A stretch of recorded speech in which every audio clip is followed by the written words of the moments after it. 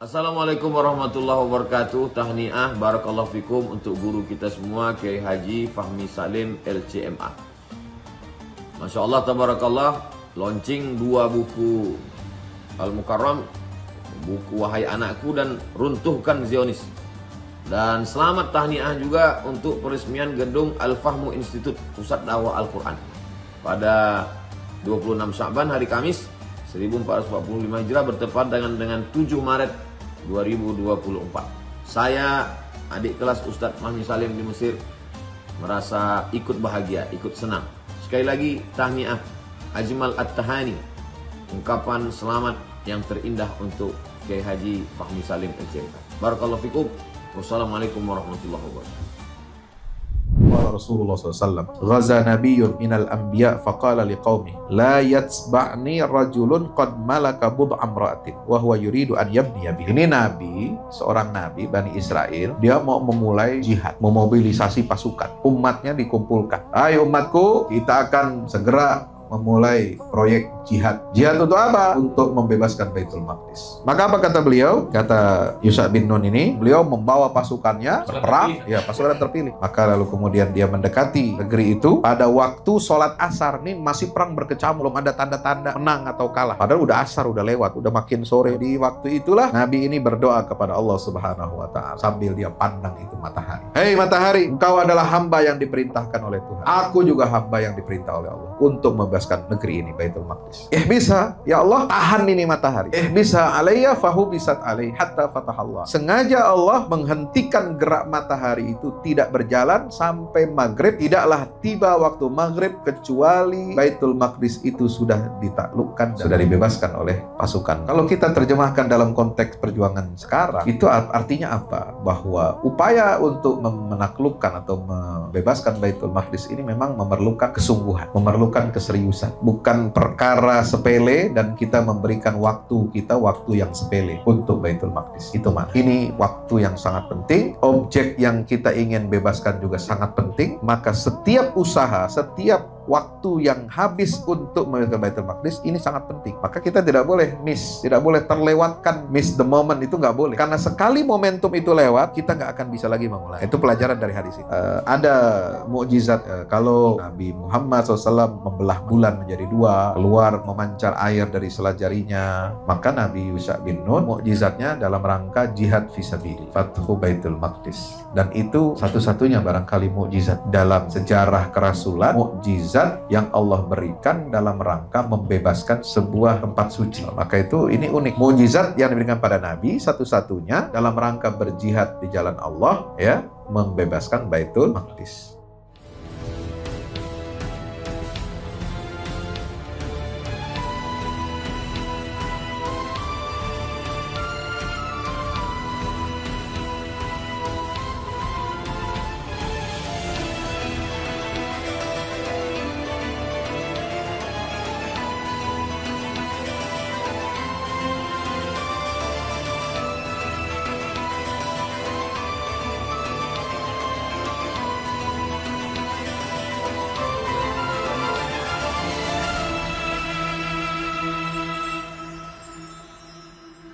Bismillahirrahmanirrahim. Qul ja'al haqqu wa zahaqal batil innal batila kana zahuqa wa nunazzilu minal qur'ani ma huwa shifaa'un wa rahmatun lil mu'minin wa la yazidu zalimina illa khasara. In ahsantum ahsantum li anfusikum wa in asatum falaha fa idza jaa wa'dul akhirah liyasu'u wujuhakum wa liyadkhulul masjida kama dakhaluhu awwala marrah wa liyutabbiru ma 'alaw tadbira. Assalamualaikum warahmatullahi wabarakatuh. Waalaikumsalam warahmatullahi wabarakatuh. Kalau mengisi kajian sore itu menjelang berbuka itu kajian yang paling berat sekali. Ya, ngantuk. Lemas. Kalau lapar sih enggak ya. Cuma kepala ini nampaknya sudah sangat kekurangan oksigen. Ya, kekurangan oksigen dan mulai dehidrasi, nggak fokus Ustaz. Ya, saya berharap sih sebenarnya kajian ini bisa dilakukan pagi gitu ya, jam 10 itu masih seger itu, atau sekalian setelah tarawih gitu. Jadi setelah makan seger kan. Walaupun ada ngantuk-ngantuk dikit, tapi kan ada ditemani kopi. Kalau ngantuk sekarang nggak bisa kita minum kopi. Bapak Ibu yang dirahmati Allah Subhanahu Wa Taala, alhamdulillah di kesempatan kali ini tanggal 20 Ramadan yang puasa hari Senin atau tanggal 19 Ramadan yang mulai puasa hari Selasa. Iya. Antum udah berapa hari puasa? Saya ikut clear amri. Oh iya, clear. Alhamdulillah ulil amrinya ya kayak begitu ya. Saya enggak nyangka juga. Taat pula umat ulil amri. Sementara. Iya, sementara. Tapi tidak sedikit yang puasa hari Senin itu, Ustaz. Itu bukan karena ikut bukan karena ikut Muhammadiyah. Karena ikut Ru'yah Saudi. Oh iya. Ya, jadi Ru'yah global gitu. Global. Masya Allah, itu antum nggak pakai itu ya. Tapi ulil amrinya Saudi, San. Iya, ulil amri Saudi. Payah juga itu ya. Bapak Ibu yang dirahmati Allah, alhamdulillah hari ke-20 atau 19 ini kita masih diberikan kekuatan, kesehatan, taufik dan hidayah dari Allah Subhanahu Wa Taala. Saya sangat berterima kasih pada teman-teman dari SOA, sahabat Spirit of Aqsa, tahu itu kan udah mulai ngelantur ngomongnya itu. Antara sahabat dan spirit itu ya. Spirit Ya dan Allah, sahabat. spirit dan sahabat itu memang berdekatan lah ya. Ya. Alhamdulillah di tengah kesibukan kita, apalagi di tengah saat ini kita sedang cuti libur panjang gitu ya. Menjelang libur panjang lagi nanti bulan bulan Syawal, kita masih menyempatkan diri untuk menuntut ilmu. Ini sangat penting. Ya, sebab kunci utama pembebasan Baitul Maqdis itu sebenarnya ada pada ilmu. Sebagaimana yang sering disampaikan oleh guru kami, Profesor Abdul Fattah Al-Awaisi. Ini saya bawa bukunya. Roadmap Nabawiyah. Ya, Roadmap Nabawiyah ini penting sekali untuk dimiliki oleh teman-teman yang concern tentang Baitul Maqdis ya. Sebab studi Baitul Maqdis ini sekarang sudah menjadi studi resmi di perguruan tinggi. Ya, ilmu tentang studi Baitul Maqdis. Dia menjadi mata kuliah di Turki, di Malaysia, kemudian di Eropa ya seperti di Inggris, Di Indonesia Skotlandia. Di Indonesia ini belum ada. Adakah Muhammadiyah yang akan Nampaknya harus kita memulai ya minimal prodi untuk S2 dan S3. Ya. mata kuliah lah dulu? Mata kuliah, iya. Dan kita berharap ilmu tentang studi Baitul Maqdis ini sudah dipelajari oleh anak-anak kita sejak SD. Nah, kita di Baitul Maqdis Institute itu punya program menyelenggarakan fokus group discussion untuk supaya bagaimana kita ini sekolah-sekolah Islam ya, pesantren-pesantren itu mulai memasukkan materi tentang pelajaran studi Baitul Maqdis ini ke dalam kurikulumnya. Ya, insya Allah habis Lebaran ini kita akan mulai, materinya sudah ada, disiapkan oleh beberapa asatidzah supaya bisa masuk kurikulum untuk SD, SMP, SMA bahkan sampai perguruan tinggi. Itu sedang kita siapkan. Kalau Menteri Pendidikan surprise nanti, Sir. Iya, siapa tahu Menteri Pendidikannya ada di depan sini.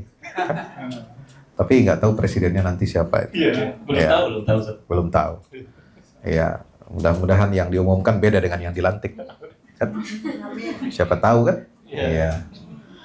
Sebab lantik ini nanti mungkin juga ada putaran-putaran yang berikutnya. Ya, kita nggak tahu. Allah Maha tahu ya.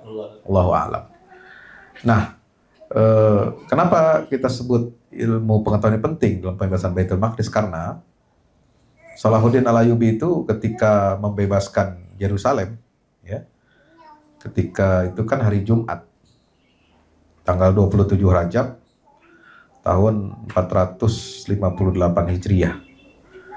1187 beliau menyelenggarakan sholat Jumat pertama pada hari penaklukan Baitul Maqdis itu. Nah, sebelum pelaksanaan ibadah Jumat, Salahuddin menyampaikan sambutan.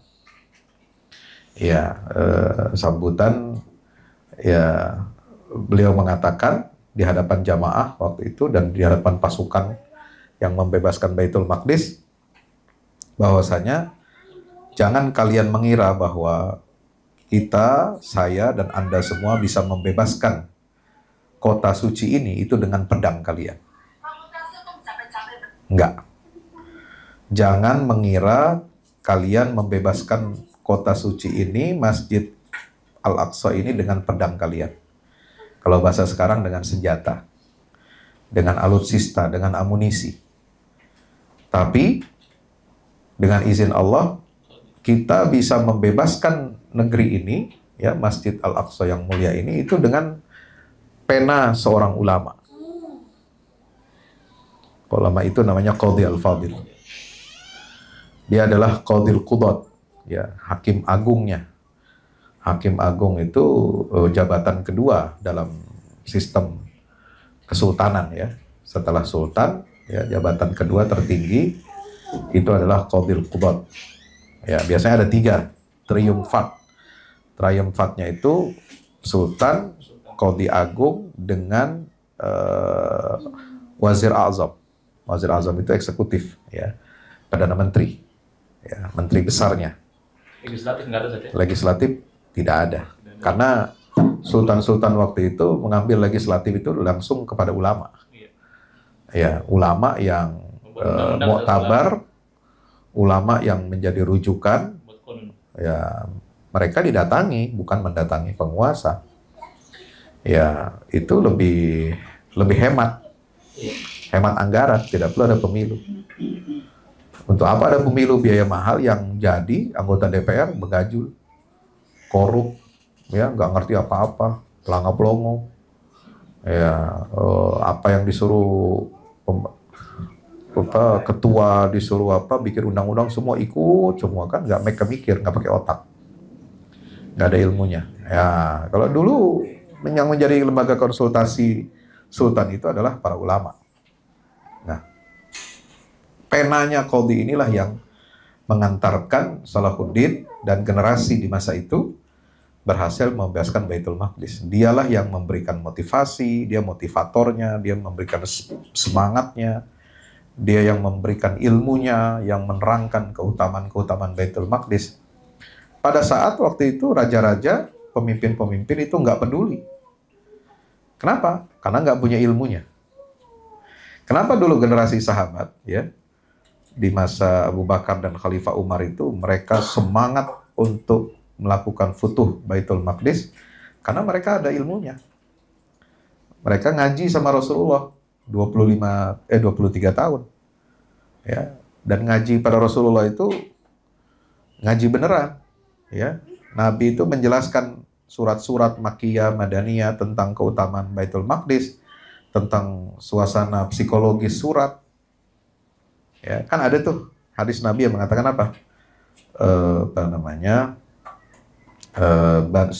Suar Bani Israel wal Kahfi wa Maryam wal Anbiya hunna minal itaqil uwal wa min tiladi. Jadi surat mulai dari juz 15 sampai 17 itu, ya, itu kata Nabi SAW itu adalah termasuk surat-surat unik yang memiliki cerita-cerita dahsyat yang turun terdahulu. Paling pertama aku hafal. Kata siapa? Kata Abdullah bin Mas'ud. Ya, Abdullah atau Abdurrahman sih bin Mas'ud? Abdullah ya? Abdullah bin Mas'ud. Iya. Itu Abdullah bin Mas'ud bilang begitu. Kenapa? Surat Bani Israel, Al-Kahfi. Al-Kahfi itu isinya semua tentang geografi Baitul Maqdis, kan? Termasuk yang akan kita bicarakan ini. Pertemuan Musa dengan Khidir ditemani dengan seorang pemuda, asistennya Nabi Musa waktu itu, Yusha bin Nun.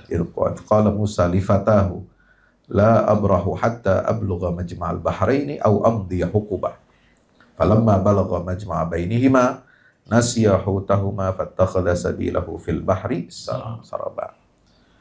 Falamma jawaza, terus itu. Nah, itu kan topografi lingkungan yang ada di Baitul Maqdis semua. Dan itu dalam rangka mencari ilmu juga. Cari ilmu. Jadi sosok pemuda Yusha bin Nun ini yang disebut dalam Al-Quran li fatahu, fatanya, jadi pemuda pelayannya Nabi Musa, sekretarisnya, ya, asistennya Nabi Musa, itu disebutkan dalam konteks pujiannya. Ketika seorang anak muda ini belajar kepada Nabi Musa tentang keteguhan dan sikap istiqomah dalam menuntut ilmu. Ini dia belajar dari Nabi Musa. Apa? Kata Nabi Musa, la abrahu. Aku tidak akan pergi meninggalkan tempat ini hatta ablugha majma'al bahrain. Padahal dia sudah pergi jauh, itu kan dari mana itu? Dari Mesir, ya. Dari Gurun Sinai, kemudian menyusuri Laut Merah itu. Ya, udah bermil-mil perjalanan dilakukan. Dia bilang belum ketemu nih dengan sosok hamba Allah ini, ya. La abrahu hatta ablugha majma'al bahrain. Aku tidak akan pergi meninggalkan tempat ini sampai aku betul-betul, ya, tiba di tempat pertemuan dua lautan. Au amdiya hukuba. Kalaupun nggak ketemu, aku akan terus jalan sampai hukuba, berhukbah-hukbah, kira-kira begitu. Bertahun-tahun, bergenerasi demi generasi. Coba bayangkan. Itu tekadnya Nabi Musa itu. Ya. Nah, itulah yang dipelajari oleh Yusha bin Nun. Sehingga wajar kalau Yusha bin Nun ini memiliki kekuatan tekad, ya, karakter yang hampir mirip dengan Nabi Musa alaihissalam. Cuma bedanya barangkali, ya, perbedaan antara Musa dan Yusha ini, ya, kalau Nabi Musa itu diberikan apa? Mukjizat yang zahirah. Karena yang dihadapi itu kan langsung Fir'aun dan bala tentaranya, ada Korun juga, ada Haman juga. Karena maka itu mukjizat yang diberikan Allah kepada Musa ini mukjizat yang nampak dan nyata, jelas, dan mukjizat yang besar. Ya. Beda dengan Yusha bin Nun, karena dia ini menemani Nabi Musa setelah selamat Bani Israel. Menemani Nabi Musa untuk berjumpa dengan Khidir. Ya, abdan min ibadina atainahu rahmatan min indina wa 'allamnahu min ladunna ilma. Ya, itu yang dihadapi oleh Yusha bin Nun ini sebagai nabi adalah Bani Israel.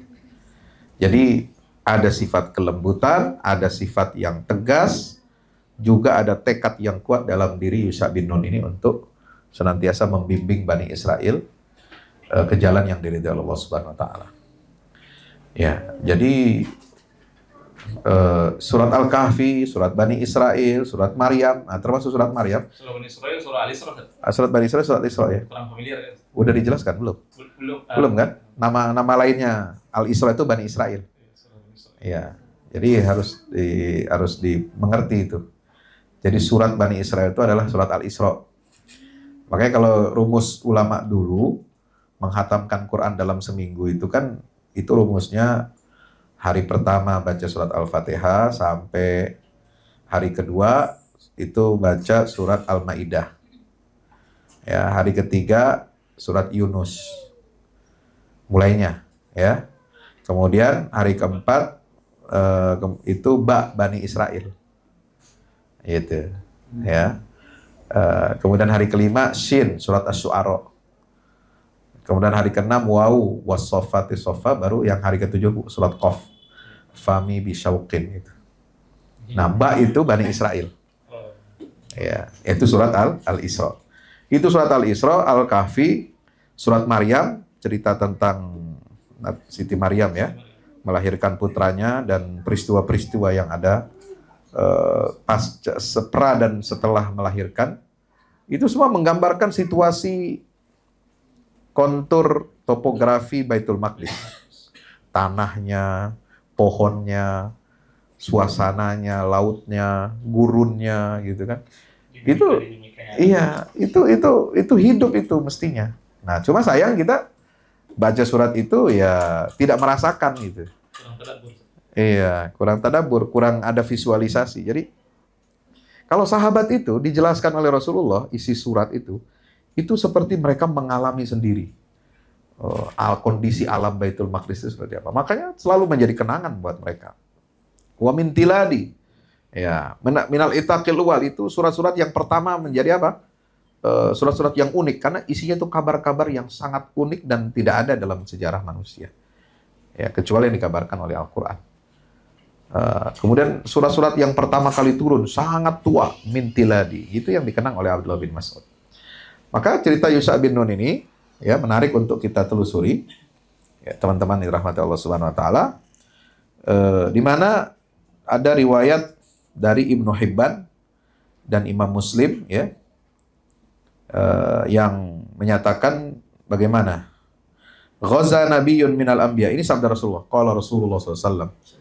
Ghaza nabiyyun minal anbiya faqala liqaumi la yatsba'ni rajulun qad malaka bud'a amra'atin wa huwa yuridu an yabniya biha. Ini nabi, seorang nabi Bani Israel, dia mau memulai jihad. Ya, memobilisasi pasukan. Umatnya dikumpulkan. Ayo umatku, kita akan segera memulai proyek jihad. Jihad untuk apa? Untuk membebaskan Baitul Maqdis. Tapi saya punya syarat. Apa syarat yang pertama? Tidak bisa ikut ke dalam barisan mujahidin ini.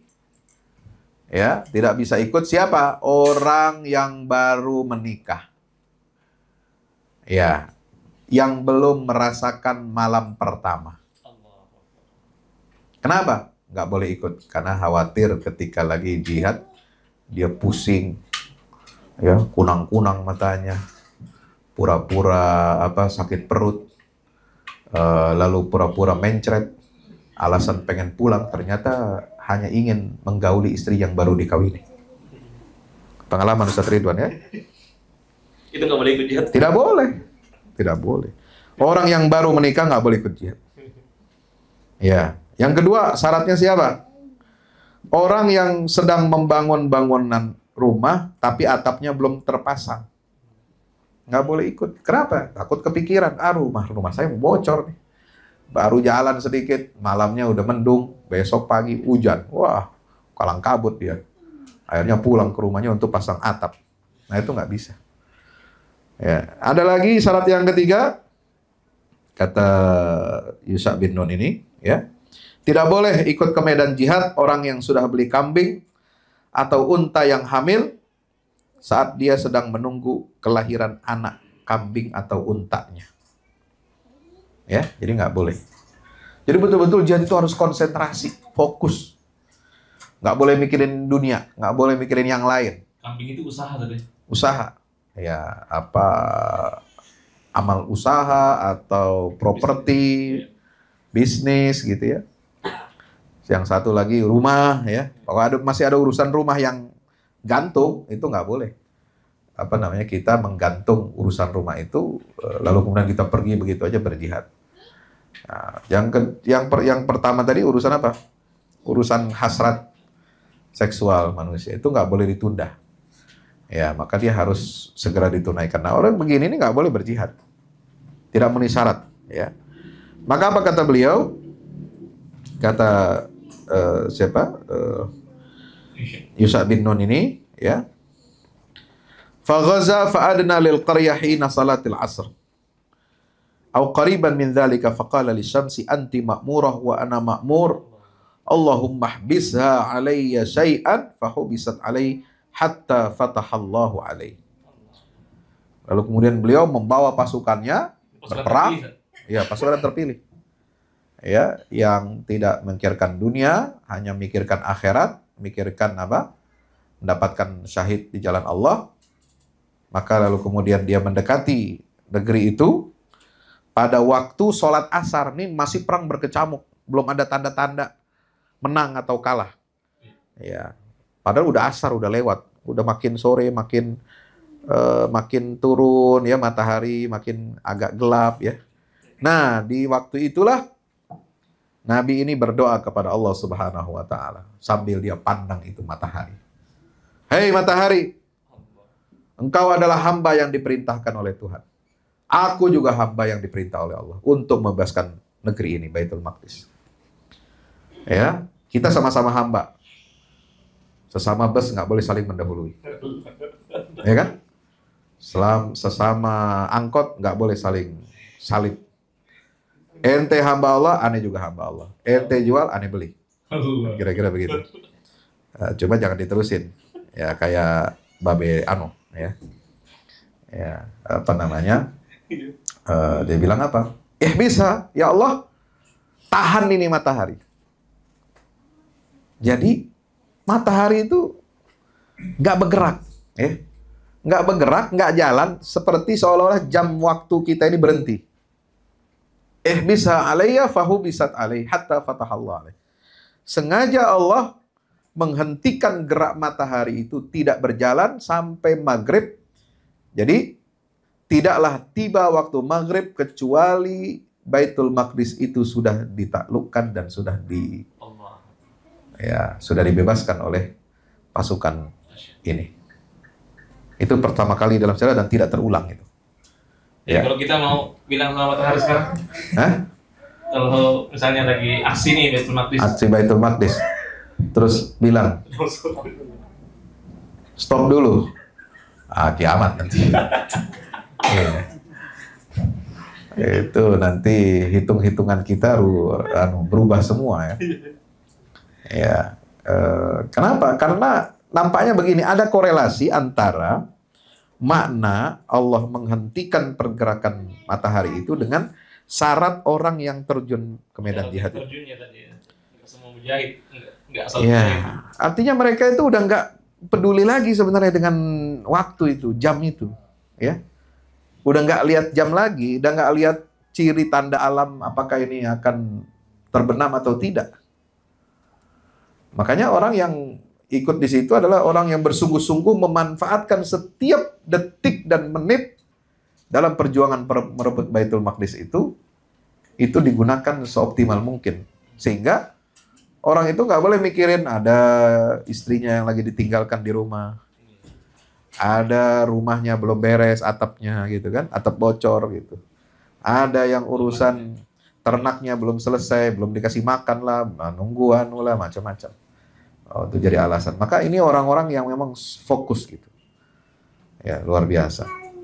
Nah, ini kalau kita terjemahkan dalam konteks perjuangan sekarang, itu artinya apa? Bahwa upaya untuk menaklukkan atau membebaskan Baitul Maqdis ini memang memerlukan kesungguhan, memerlukan keseriusan. Ya, bukan perkara sepele dan kita memberikan waktu yang sepele untuk Baitul Maqdis. Itu maknanya. Ini waktu yang sangat penting. Objek yang kita ingin bebaskan juga sangat penting. Ya. Maka setiap usaha, setiap waktu yang habis untuk membebaskan Baitul Maqdis ini sangat penting. Maka kita tidak boleh miss. Tidak boleh terlewatkan, miss the moment, itu nggak boleh. Ya. Karena sekali momentum itu lewat, kita nggak akan bisa lagi mengulangi. Itu pelajaran dari hadis ini. Maka ada mukjizat kalau Nabi Muhammad SAW membelah bulan menjadi dua, ya, keluar memancar air dari sela jarinya. Kalau Nabi Musa memukulkan tongkatnya, terbelah lautan. Kemudian tongkatnya berubah menjadi ular untuk memangsa ular-ular sihir Fir'aun. Ya, kalau Nabi Isa bisa menyembuhkan orang sakit, maka Nabi Yusha bin Nun, ya, itu adalah mukjizatnya dalam rangka jihad fisabilillah. Fathu Baitul Maqdis. Dan itu satu-satunya barangkali mukjizat, ya, dalam sejarah kerasulan, mukjizat yang Allah berikan dalam rangka membebaskan sebuah masjid, sebuah tempat suci. Kalau yang lain kan enggak. Ya, Nabi Sulaiman kan memang sudah jadi raja, top.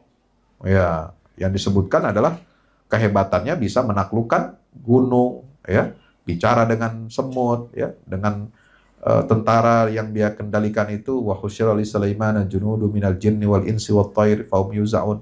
Kalangan jin, manusia dan burung-burung. Itu mujizatnya. Kemudian bisa apa? Wali Sulaiman ar-riyah tajri bi amrihi ilal ardil lati barakna fiha. Dia bisa mengendalikan angin. Dia bisa terbang kemanapun yang dia suka, ya, dengan menggunakan kekuatan angin. Makanya itu yang diminta oleh orang-orang kafir Quraisy untuk menguji nubuahnya Rasulullah SAW. Walau anna Qur'anan suyirat bihil jibal, au qutiat bil ardu, au kullima bihil mauta, balillahil amru jami'an. Nah, maka itu ini unik ya. Mukjizat yang diberikan pada Nabi satu-satunya dalam rangka berjihad di jalan Allah, ya, membebaskan Baitul Maqdis. Nah, bagi kita sekarang mukjizat itu tentu bukan lagi pemberian dari Allah Subhanahu wa taala buat kita umat Rasulullah. Kita bukan nabi dan rasul, maka kita nggak dikasih mukjizat. Maka ada karomah. Ada karomah. Ada karomah. Ya, cuma karomah itu untuk pribadi. Ya. Untuk pribadi. Dan karomah pribadi itu pernah nggak antum dalam bacaannya ya, apakah Quran, hadis atau cerita para ulama itu, kisah ataupun dalam masalah-masalah sirah salafus saleh atau para ulama itu, ada nggak karomah itu digunakan untuk apa namanya penaklukan kota. Ini punya ilmu kesaktian, ya kan? Apa kan di Indonesia ini banyak dukun ya? Ya bukan banyak dukun kan? Ya bisa bikin orang sakit, bisa bikin muntaber, bisa taruh jarum, paku di tubuh orang kan gitu.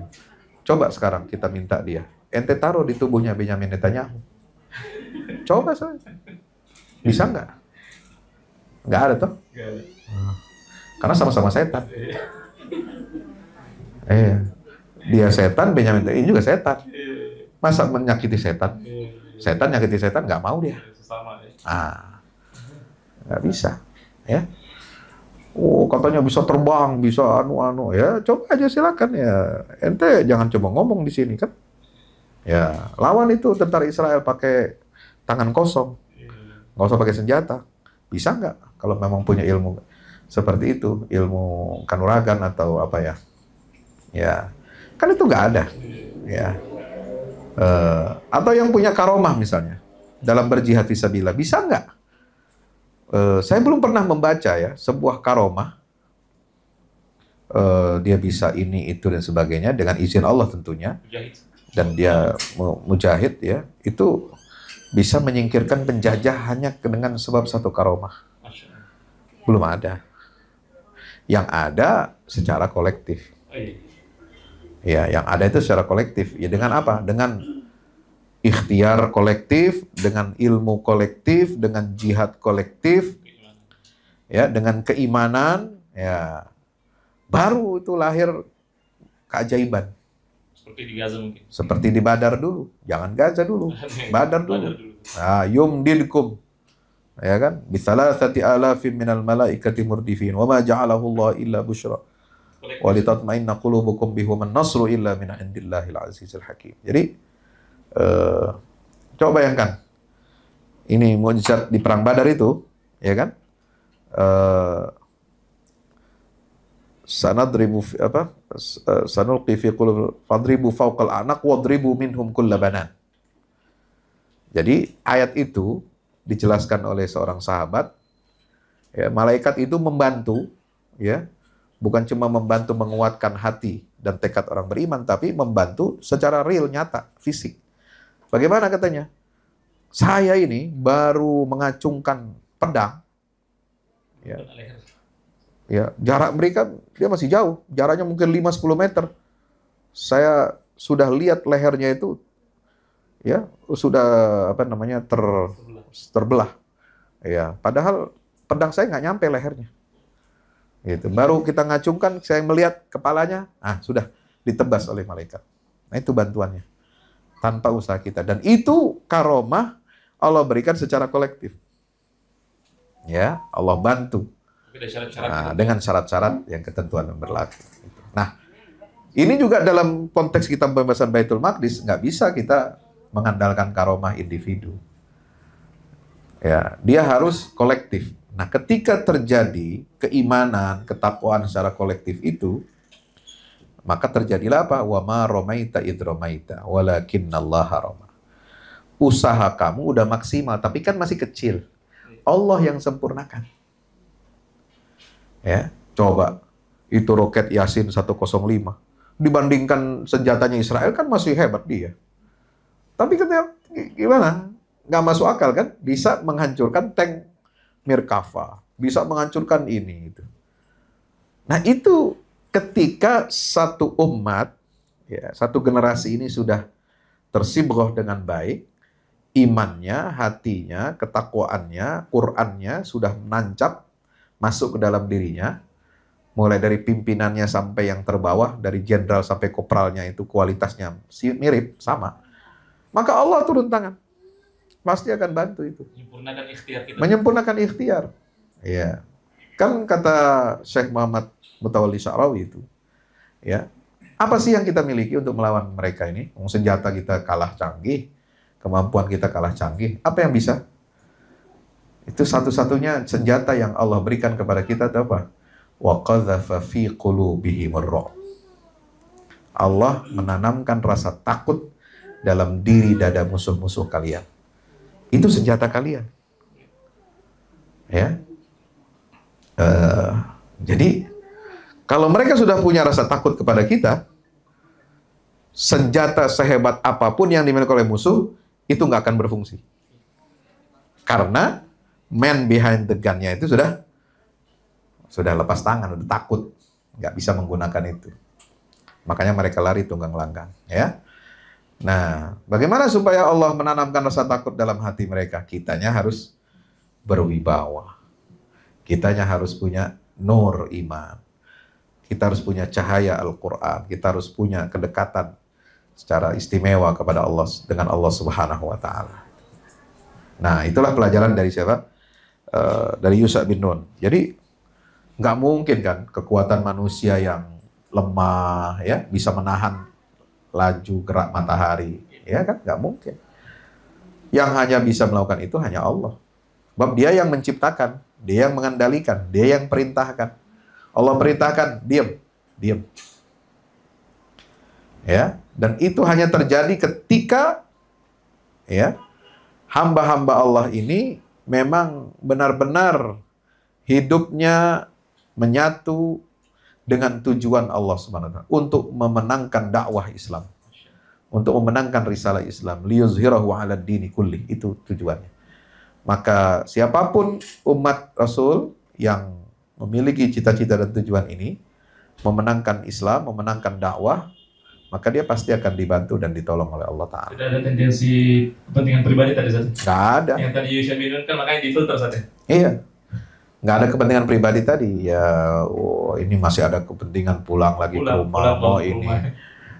Itu nggak ada. Jadi betul-betul udah memasrahkan dirinya, sudah berjual beli dengan Allah. Innallaha ashtara minal mu'minina anfusahum wa amwalahum bi anna lahumul jannah yuqatiluna fi sabilillah fayaqtuluna wa yuqtalun. Wa'adan 'alaihi haqqan fit Taurat wal Injil Quran. Nah, maka hukumnya itu sama. Baik di dalam Taurat, Injil dan Al-Quran itu sama. Ya, jual beli dengan Allah, kita menjual, ya, amal dengan amal soleh kita, Allah beli dengan apa? Dibalas dengan surga. Gitu. Subhanallah, ya. Maka di dalam hadis ini lanjutan apa? Fajama'u ma ghanimu. Nah, ini berkaitan hadis dengan halalnya ghanimah. Ya, kalau di zaman dulu sebelum umat Nabi Muhammad SAW, ghanimah itu diharamkan. Harta rampasan perang itu diharamkan. Nah, setelah Islam, Rasulullah hadir, ya, ghanimah itu dihalalkan. Kenapa? Karena agama ini harus didukung, dibela, dan dilindungi dengan jihad. Maka rampasan dari perang jihad itu menjadi hak yang sah untuk para mujahidin. Mereka miliki. Mereka mendapatkan bagian itu yang terbesar. Tapi tentu setelah dikeluarkan khumusnya. 1/5 dari harta rampasan perang itu untuk Allah, Rasul, dan sekian-sekian. Wa alamu annama ghanimtum min syai'in fa anna lillahi khumusahu wa lirrasuli wa lil mu'minin. Seterusnya itu, ya. Jadi ada yang narik khumus dari penghasilan orang. Nah, itu lain, ya. Itu bukan humus, namanya kumus ya, atau kumis ya. Itu tidak benar ya. Nah, apalagi dipakai untuk memperkaya dirinya, mengklaim dirinya ahlul bait ya, keluarga Nabi nih. Humus ya, apaan? Itu sama aja ente jadi tukang pajak ya. Tukang pajak atas nama kesucian Islam atau kesucian keluarga Nabi SAW itu. Ya. Nah, itu jadi awal cerita dihalalkannya ghanimah itu dari kisah jihadnya siapa? Yusha bin Nun. Ya. Fajama'u ma ghanimu fa'aqbalatin nar litakulau fa'abat an tat'amahu. Ya. Qala fikum ghulul falyubayyi'ni min kulli qabilatin rajulun fabaya'u falasiqat yadu rajulin biyadih fa'alai fikumul ghulul dan seterusnya. Maka Nabi SAW mengomentarinya apa? Falam tahillal ghanaimu li ahadin min qablina dzalika bi anna Allah tabaraka wa ta'ala ra'a dha'fana wa 'azzana fatayyabaha lana. Tidak halal ghanimah harta perang, rampasan perang itu bagi seorang orang sebelum kami ini. Dzalika kenapa? Karena Allah Ta'ala melihat kita ini umat yang lemah, dhaif. Maka umat yang lemah ini ya perlu diperkuat dengan harta rampasan perang. Fatayyabaha lana, maka Allah menghalalkan dan memperbaiki harta ghanimah itu untuk dimiliki oleh kaum muslimin. Ya. Kemudian ada lagi hadis riwayat Imam Al-Hakim dalam Mustadrak. Keterangan dari Ka'ab Al-Ahbar, ya. Seorang ulama muslim ya, tapi dia pernah dari keturunan Yahudi. Siapakah sosok Nabi yang diceritakan itu? Faqala Ka'ab ini memiliki ilmu tentang Taurat ya. Shadaqallahu wa rasuluh hakadha wallahi fi kitabillah yakni fit Taurah. Thumma qala ya Aba Hurairah ahaddatsakumun nabiyyu ayyu nabiyyin kana? Qala la. Qala Ka'bun huwa Yusha ibn Nun. Qala fahaddatsakum ayyu qaryatin hiya? Qala la. Qala hiya Madinatu Ariha. Ya. Ya. Dia mengatakan Rasulullah maha benar Allah dan Rasulnya ya. Ini cerita itu kami dapati ada dalam Taurat. Ya. Kemudian dia berkata kepada Abu Hurairah, "Wahai Abu Hurairah, apakah Nabi menceritakan siapa sosok Nabi itu?" Abu Hurairah jawab tidak. Ya. Maka Ka'ab menyatakan itu adalah Yusha bin Nun. Kemudian apakah Rasulullah menceritakan kepada engkau menentukan negeri apa atau kampung apa itu yang disebutkan tadi yang dibebaskan? Maka dia menjawab itu adalah kota Ariha atau Jericho. Ya, jadi ada Jericho ini masih dalam wilayah Baitul Maqdis, bukan Masjidil Aqsa. Jadi Baitul Maqdis itu luas Pak ya.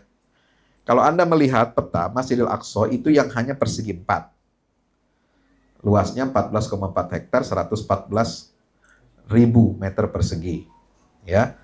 144.000 meter persegi, 14,4 hektar. Ya, itu Masjidil Aqsa.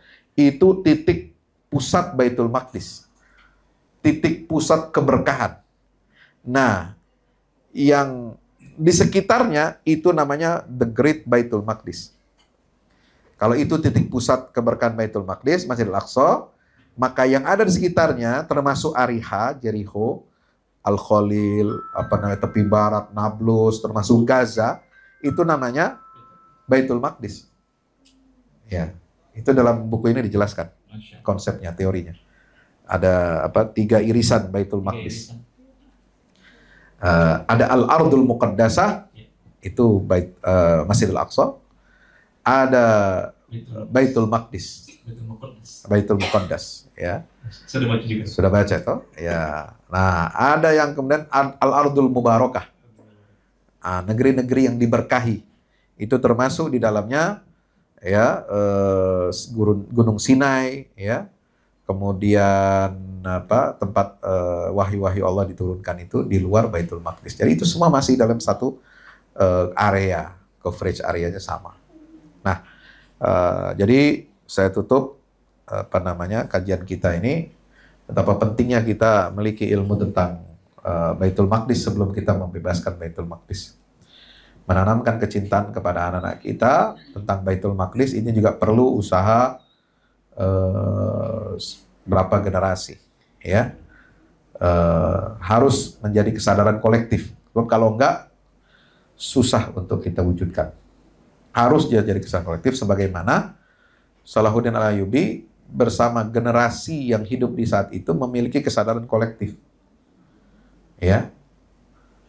Walaupun dia bukan khalifah. Ya. Walaupun bukan khalifah. Salahuddin itu gubernur. Ya. Jadi saya suka mengkritik ya ungkapan yang mengatakan khalifah ini yang menjamin semua wilayah negeri Islam itu tidak dijajah. Siapa bilang? Padahal pasukan salib masuk ketika ada khalifah. Ada khalifah. Tentara salib masuk ke Mesir dan Syam ketika ada khalifah berkuasa di Baghdad. Terbukti nggak kedodoran. Terus dijajah sama Inggris. Dijajah. Akun jajah Inggris kan nggak ada khalifah Utsmani, Turki Utsmani. Jadi tidak ada jaminan itu. Ya, artinya yang ada jaminan itu sebenarnya bukan soal ada atau tidak ada khilafah atau khalifah, tapi ada atau tidak taifah mansurah, ada atau tidak kelompok yang teredukasi, well educated, punya kesadaran kolektif, punya pendidikan keimanan yang prima, ya, seperti halnya generasi Umar bin Khattab. Mungkin kelompok elitnya umat. Umar bin Khattab kan itu kan tersadarkan semua generasi itu. Ya, karena dididik oleh Rasulullah 23 tahun dengan surat-surat yang tentang Baitul Maqdis, bagaimana mereka berjuang sirah nabawiyah memperjuangkan kebebasan Baitul Maqdis, mulai dari perang Tabuk, ya, perang Mu'tah, ya, kemudian Jaish Usamah, itu kan mulai dari situ semua. Jadi ada kesadaran kolektif itu. Nah, jadi pemerintahan Baitul Maqdis zaman Salahuddin Al-Ayyubi itu adalah kerja kolektif, bukan orang sendirian dia, ya. Dan ulama yang terlibat juga ulama dari semua lintas mazhab, ya. Ada Qadil Fadil, itu tokoh sentralnya. Ada Ibnu Shaddad, ada keluarga Al-Maqdisi, ulama 4 orang bersaudara, masih satu keluarga kerabat, termasuk Ibnu Qudamah. Kemudian Abdul Ghani Al-Maqdisi, Abdul Ghani, Ibnu Qudamah, Ahmad, dan Muhammad Al-Maqdisi. Semuanya Hambali, Sir? Hambali. Ya. Termasuk Syekh Abdul Qadir Jailani. Abdul Qadir Jailani itu Hambali. Ya. Syafi'i, yang Syafi'i mazhab itu Salahuddin, Ibnu Shaddad, Al-Hakari itu Syafi'iyah. Ya, ulama Sufi, Asy'ari Syafi'i juga banyak di situ. Jadi Al-Qadil Fadil itu Syafi'iyah. Ya, Syafi'i juga. Nah, jadi semua itu mazhabnya Syafi'i dan Hambali. Jadi Syafi'i dan Hambali itu ya dulu itu nggak ribut. Ya, kenapa? Karena disatukan oleh cita-cita perjuangan yang sama. Ya. Asy'ari dengan Hambali itu nggak ribut karena sama-sama disatukan oleh semangat perjuangan yang sama untuk merebut Baitul Maqdis. Nah, itu yang harus kita sadari sekarang. Maka tidak mungkin Baitul Maqdis akan bisa kita rebut kalau tidak ada ilmu, satu kesimpulannya. Yang kedua, kalau tidak ada persiapan yang matang, ya, i'dad, quwwah yang matang, ya. Yang ketiga, tidak ada rijal, ibadan lana. Kalau nggak ada itu nggak bisa. Yang keempat, tidak ada persatuan. Ini nggak mungkin. Persatuan, ibadan lana, ya, kemudian i'dad yang bagus, serta apa yang pertama tadi? Ilmu, ini yang akan bisa memimpin kita ke arah pembebasan Baitul Maqdis. Wallahu a'lam bishawab. Assalamualaikum warahmatullahi wabarakatuh. Masya Allah. Jazakumullah khairan, barakallahu fikum. Kita Ustaz Fahmi Salim. Insyaallah kita akan lanjutkan dengan diskusi, ya. Tadi kisah yang sangat menginspirasi dari Rasulullah SAW yang diungkap oleh, dan tadi saya rasa banyak sekali fawaid-fawaid dari kisah itu, ya. Kisah terakhir ujung daripada kisah seorang murid yang tadinya adalah murid, adalah asisten, adalah yang bawa koper gurunya. Iya. Yusha bin Nun ini. Ya, akhirnya ternyata Yusha bin Nun yang tadinya fata, yang tadinya bocah, ya. yang tadinya bocah ini ternyata dialah yang diizinkan oleh Allah Subhanahu wa taala untuk memimpin, menggantikan gurunya. Menggantikan gurunya itu Nabi Musa alaihissalam untuk akhirnya membebaskan Baitul Maqdis yang tadi Ustaz menjelaskan, yaitu kota Ariha. Kalau orang yang ke Aqsa lewat travel biasanya ke Ariha juga. Lewat Jericho juga. Ya, Jericho. Ke Jericho tempatnya kurma katanya, kurma Palestina. Ya. Di Jericho. Nah, kalau dari fawaid-fawaid ini insya Allah semoga kita mendapatkan penerangan, mendapatkan fawaid, ya, faedah-faedah untuk menambah semangat kita untuk pembebasan Baitul Maqdis. Ada tambahan? Iya. Tambahannya begini. Jadi itu kan Yusha bin Nun itu kan generasi ketika Nabi Musa itu masih muda ya. Yeah. Ya, coba Nabi Musa aja nggak bisa membebaskan Baitul Maqdis. Yeah. Kenapa? Karena nggak bisa sendiri. Umatnya brengsek gitu. Umatnya rusak. Ya walaupun nabinya hebat, pemimpinnya hebat, tapi umatnya kacau. Ya, umatnya suka tipu-tipu. Umatnya suka main dugem, ya umatnya nggak mau baca Quran, umatnya berbuat yang menyembah sapi apa macam-macam ya. Itu nggak akan bisa diharapkan untuk membebaskan Baitul Maqdis. Apa yang terjadi?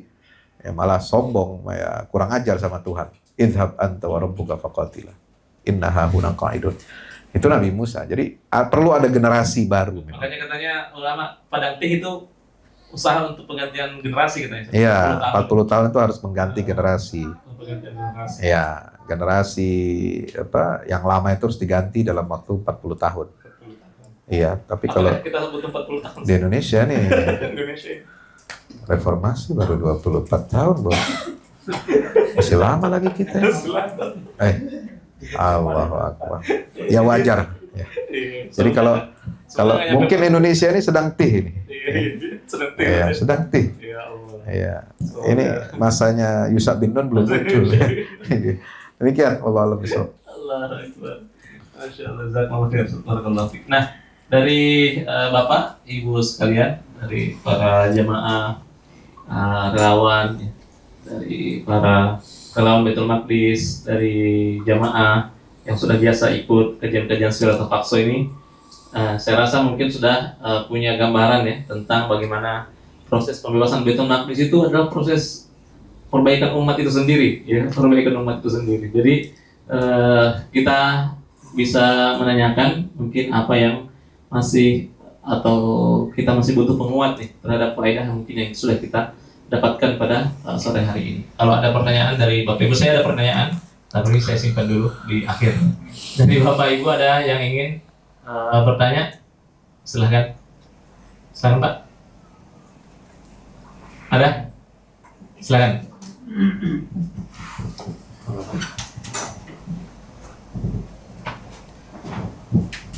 Bismillahirrahmanirrahim. Assalamualaikum warahmatullahi wabarakatuh. Waalaikumsalam. Terima kasih atas waktunya, Ustaz.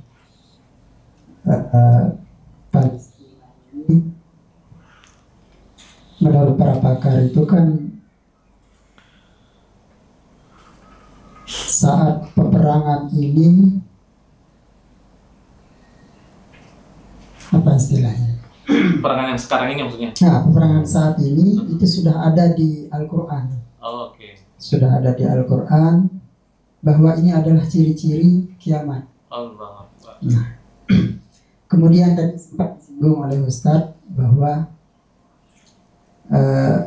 ternyata peperangan atau perpecahan yang ada di Palestina saat ini di itu umat, bisa di umat atau bukan di Palestina? Oh, di umat saja. Umat ya. Oke, di umat ini melalui pena bisa begitu. Nah, kemudian apakah tidak ada di dalam nas Al-Quran ataupun hadis kapan kira-kira akan kita bisa raih kemenangan itu sendiri? Apakah mungkin kita akan tunggu tentara Al-Mahdi? Allah. Mungkin itu saja, Ustaz. Terima kasih. Ya. Karena ini kebetulan Masya Allah Ustaz Fahmi ya, kajian tafsir Al-Quran ya, beliau ini pakar dan beliau akan bedah di sini bagaimana tanda-tanda akhir zaman terkait Palestina dalam Ya Allah. dalam hadis. Ya, ada satu hadis ya. tentang Nabi ditanya ciri-ciri hari kiamat itu. U'dud sitan baina yaday sa'ah. Di antara 6 tanda akan segera tiba hari kiamat itu adalah, pertama adalah mauti, kata Rasulullah. Kematian saya, kewafatan Rasulullah itu adalah ciri pertama dan yang paling awal dari ciri datangnya hari kiamat. Jadi sejak Rasulullah wafat sudah tanda kiamat? Sudah tanda kiamat sejak Rasulullah. Ya, jadi jangan dianggap tanda kiamat ini sekarang-sekarang aja gitu. Dari zaman Nabi udah ada. Ya, Rasulullah wafat itu sudah ciri tanda sudah memasuki waktu kiamat. Ya, kenapa? Karena berarti kan cahaya Islam ini kan ya apa namanya, dengan wafatnya Rasulullah itu kan berarti kan sudah ya sempurna, dan setiap yang sempurna, kata Abu Bakar Siddiq, pasti akan berkurang. Nggak mungkin yang sudah sempurna nambah sempurna lagi, nggak ada. Yang udah sempurna pasti nanti akan berkurang dikit gitu, terus gitu sampai pada titik. Nah, di antara ciri yang berikutnya adalah Fathu Baitul Maqdis, penaklukan atau pembebasan Baitul Maqdis. Kalau kita artikan pembebasan Baitul Maqdis itu adalah pada masa Umar bin Khattab, itu dekat sekali dengan kematian Rasulullah SAW, ya kan?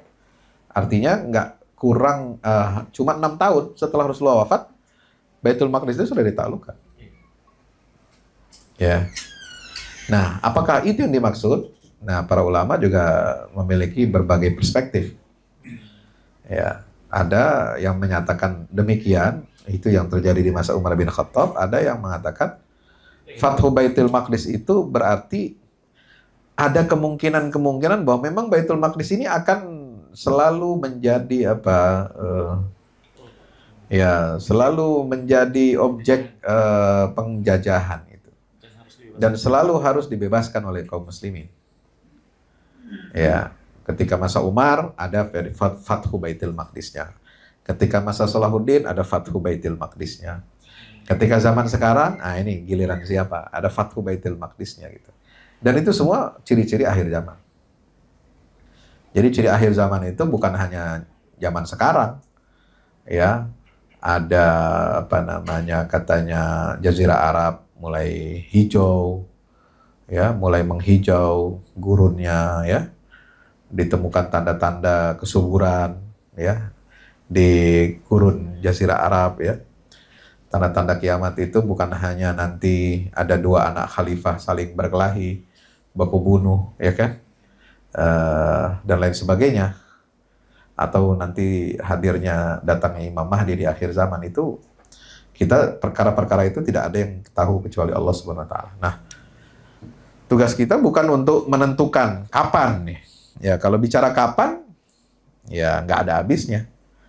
Ya, prediksi-prediksi itu kapan, ya kapan itu tergantung kepada momentum kita mau atau tidak, ya. Kalau kita mau mewujudkannya sekarang, ya, dengan kapasitas kondisi yang ada sekarang, bisa saja, tapi dengan sudah memenuhi syarat atau tidak, ya. Apakah Baitul Maqdis akan dibebaskan oleh Mahdi saja nanti di akhir zaman? Kalau menurut saya itu penafsiran atau analisis yang terlalu mengandalkan mukjizat. Ya. Maksudnya mukjizat itu apa? Sesuatu yang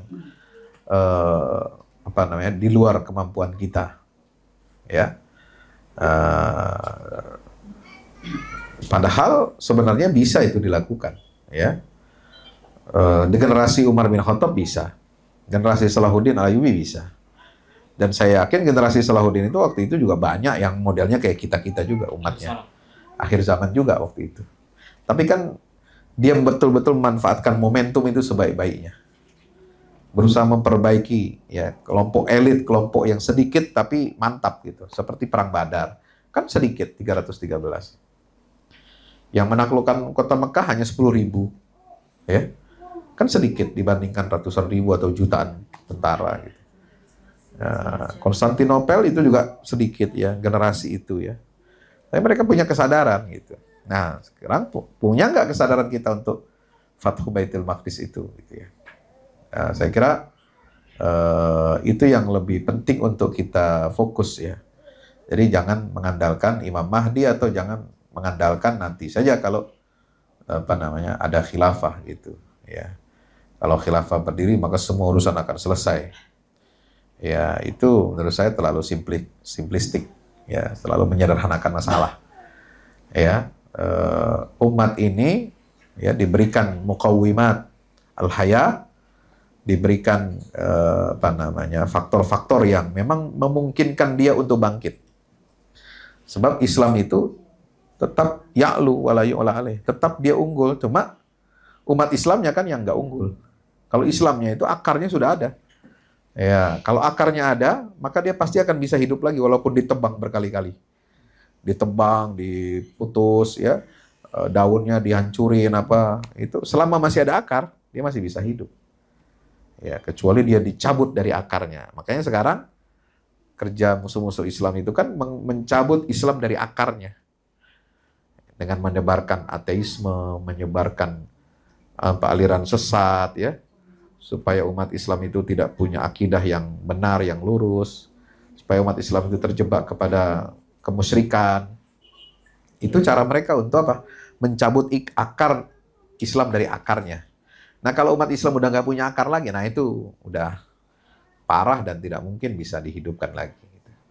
Ya, jadi tugas kita satu menjaga Islam, bagaimana dia tetap eksis, akarnya itu masih kuat, kita jaga dengan baik ya. Yang kedua adalah mendidik ya diri kita, keluarga kita sesuai dengan akar-akar yang ada dalam Quran itu. Ya, tanpa harus menunggu Ratu Adil, Imam Mahdi, ya, atau berdirinya khilafah di akhir zaman Imam Mahdi. Pasti akan datang. Iya, suka atau nggak suka pasti ada, pasti terjadi. Cuma kan, iya, kalau kita nunggu itu terus kita nggak berbuat apa-apa sekarang. Ini nggak jadi pahala. Terus apa yang bisa kita lakukan? Apakah hanya menunggu saja? Ya, kalau menunggu saja ya. Nanti pas Imam Mahdi datang kita nggak nolak juga. Hah? Pas Imam Mahdi datang, iya. nggak mau gabung juga. Nggak mau bergabung juga, nggak mau percaya juga. Nah, ini benar apa enggak ini? Ya kan? Nah, itu repot kalau kita hanya menunggu begitu saja. Demikian walau. Mungkin maksudnya salah satu yang ini salah satu tafsiran yang ditanyakan Ikhwah, mungkin masalah yang ditanyakan yang menyebar di kalangan para aktivis itu tentang wa'dul akhirat. Apakah makna wa'dul akhirat artinya menuju hari kiamat, wa'dul akhirat ini terakhir sudah, atau memang banyak penafsiran yang lain tentang wa'dul akhirat? Ya. Jadi wa'dul akhirah itu kan janji ancaman ya, ancaman yang kedua. Ancaman yang kedua yang terakhir. Ya, yang kedua. Hah? Akhirah katanya. Iya, akhirah itu kan yang terakhir, tapi itu yang kedua. Karena yang pertama dan kedua kan, yang kedua itu yang terakhir. Kenapa?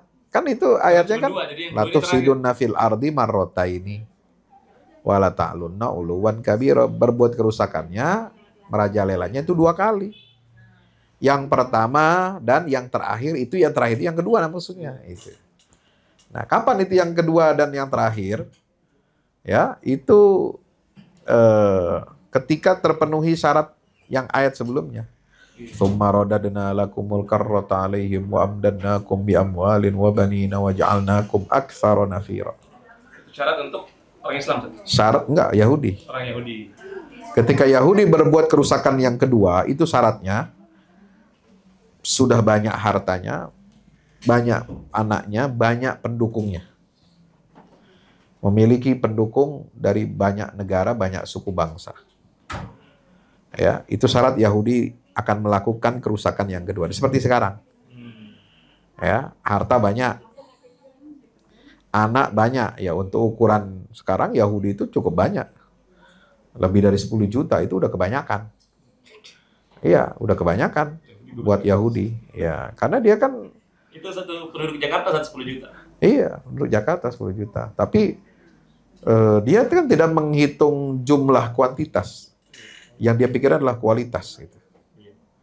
Ya, yang dia pegang itu kualitas. Makanya 10 juta ini kalau menggunakan kekuatannya itu bisa menggetarkan dunia gitu. Dia menguasai pusat-pusat ekonomi, pusat-pusat keuangan, pusat-pusat militer dunia. Lebih politik. Ya, termasuk lobby-lobby Zionis, lobby politik ya. Nah, jadi itu syarat terpenuhi, maka terjadilah sekarang. Ya, wa'dul akhirah itu sekarang. Nah, sekarang ini maksudnya seberapa lama? Nah, itu yang kita nggak tahu.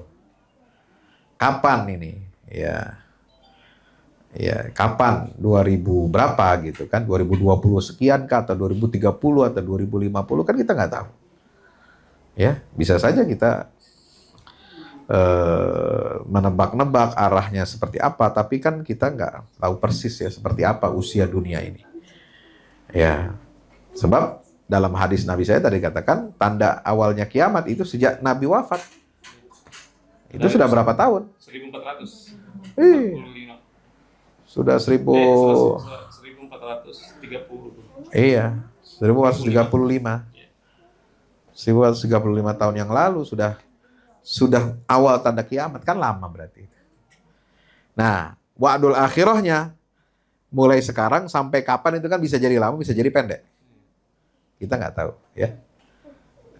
Ya, terus tetap kita berharap, berdoa, apa kontribusi kita, apa sumbangsi kita, bagaimana kita bisa mencatat sejarah kita ini ikut dalam barisan yang terpilih, membebaskan Baitul Maqdis atau tidak, kan begitu. Nah, kita kan inginnya dicatat seperti itu. Menjadi bagian, bukan menjadi penonton. Apalagi pecundang. Wallahu a'lam. Saya rasa mungkin jelas ya penjelasan dari Ustadz. Dan tadi tentang bagaimana peristiwa ini yang terjadi hari ini, pertanyaannya ya, itu tentu sangat berkaitan dengan peristiwa beberapa kali pembebasan Baitul Maqdis. Ustadz sebut tadi Fathu Baitul Maqdis, bisa jadi berkali-kali Ustadz ya? Ya, bisa jadi berkali-kali. Jadi artinya apa yang sudah terjadi pada pembebasan Baitul Maqdis sebelumnya itu sangat perlu dan penting untuk kita pelajari hari ini.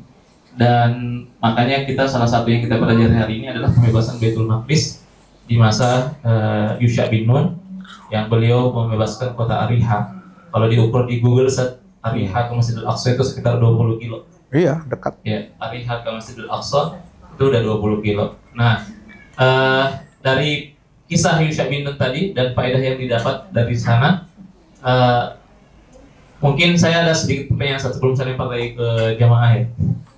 Tentang menarik kisah pembebasan Yusha bin Nun ini adalah karena di syarat awal Yusha bin Nun kan memberikan syarat bahwa ya tentang tidak boleh punya pikiran lagi yang dia tinggalkan di belakang, baik itu istri, rumah ataupun ternak ya.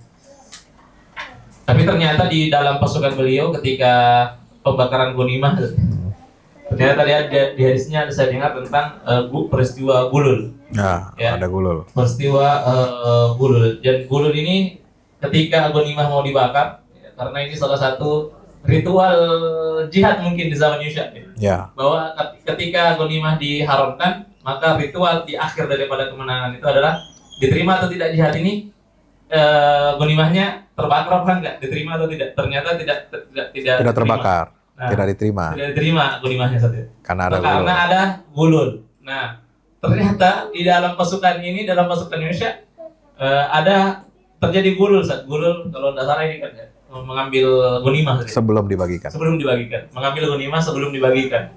Nah, ternyata penting dan masih penting untuk terus menyaring pasukan ini ya, dan ada amar ma'ruf nahi munkar di dalam pasukan pembebasan Baitul Maqdis ini. Dan itu dan kemungkaran terjadi di dalam pembebasan Baitul Maqdis gitu kan. Ya, dan itu apakah itu juga akan terjadi di dalam setiap fase pembebasan Baitul Maqdis, dan apa yang harus kita lakukan ketika itu terulang kembali dalam setiap perjuangan Baitul Maqdis? Ada saja yang mungkin tergoda dengan ghanimah ini. Ya. Terima kasih. Ini pertanyaannya terlalu detail ya. Ya, gulul. Jadi memang dalam berjihad itu kita harus menjaga niat, jaga hati. Ya, hatta berjihad itu harus jaga hati. Maka sebaik-baik pertahanan ya dalam jihad fisabilillah atau jihad fisik dan jihad spiritual itu adalah melawan hawa nafsu. Kan ada hadisnya, orang berjihad itu bisa juga dilemparkan ke dalam neraka. Kenapa? Karena dia ingin dibilang saya pemberani. Orang yang ahli baca Quran, hafal Quran, luar dalam. Ya, hafal Quran luar dalam. Iya. Ya, di luar kepala dan di dalam kepala kan? Iya. Atau di dalam laptop. Ya. Itu kan bisa jadi juga dilemparkan dalam neraka kata Nabi. Kenapa? Karena dia ingin disebut orang yang ahli Quran. Bagus bacaannya. Ada orang ahli sedekah, dilemparin juga ke neraka. Kenapa? Ya, karena ingin disebut saya dermawan, sombong. Nah itu. Jadi hatta yang begitu, Nabi sudah mengingatkan hati-hati, jaga hati itu. Ya, ada hadis juga ketika dalam satu perang Khaybar itu, ya Nabi mendapati ada seorang anggota pasukan yang wafat, gugur, ya. Mestinya kan gugur kalau wafat itu langsung dimakamkan, langsung tidak perlu dimandikan, tidak perlu dikafani ya. Ya, hanya disolatkan aja. Ya, tapi Nabi nggak mau mensolatkan. Kenapa? Coba periksa. Di belakang bajunya itu ada apa? Wah. Ya. Ada gulung. Ada gulung, ada kancing, ya. Apa ya? Ya barang mungkin nilainya nggak seberapa, tapi dia ngambil sebelum itu dibagi. Itu Nabi nggak rela, nggak ridho ya. Nah, itu zaman itu aja sudah ada. Zaman Rasulullah hidup. Ya, apalagi kita. Ya. Kan nggak bisa ngecek satu-satu orang. Nggak bisa memastikan. Tapi kalau Nabi dia bisa merasakan kalau Nabi kan? Nabi merasakan, ini akibatnya orang ini nggak benar. Itu tahu Rasulullah. Tapi kan mengecek satu-satu sebelum masuk kan nggak bisa juga screeningnya.